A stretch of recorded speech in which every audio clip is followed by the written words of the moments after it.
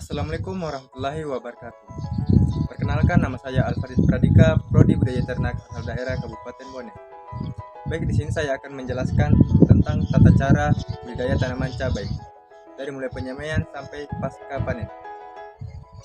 Nah, untuk penyemaian ada beberapa bagian, yaitu pertama mengisi wadah semai dengan tanah pupuk kandang dengan perbandingan 1:1 dan merendam benih selama semalam. Tebar benih secara merata di wadah persemaian dan beri jarak benih agar akar tidak rusak ketika tanaman dicabut. Dan tutup benih tanaman dengan tanah yang tipis. Letakkan wadah semai di tempat berteduh dan lakukan penyiraman agar tanah tetap lembab. Nah, untuk selanjutnya itu pembibitan.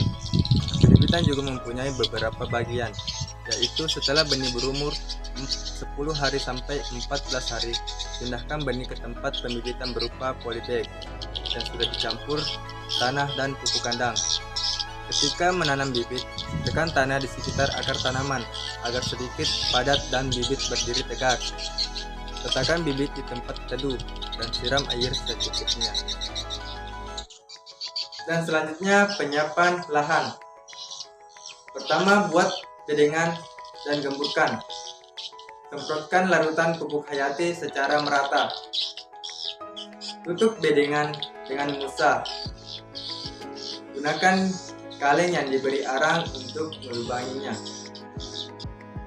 Selanjutnya adalah penanaman.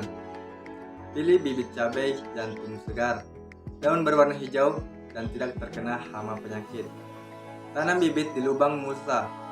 Buka terlebih dahulu wadah sebelum menanam dan pastikan akar tidak lepas.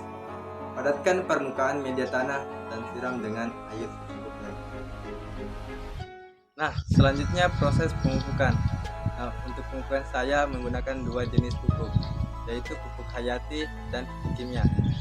Dan untuk pemupukan, tanaman harus berumur 1-2 bulan. Nah, biasanya itu tanaman cabai juga sering terkena penyakit hama dan gulma. Contohnya kutu daun, ulat buah, belalang, penyakit keriting daun.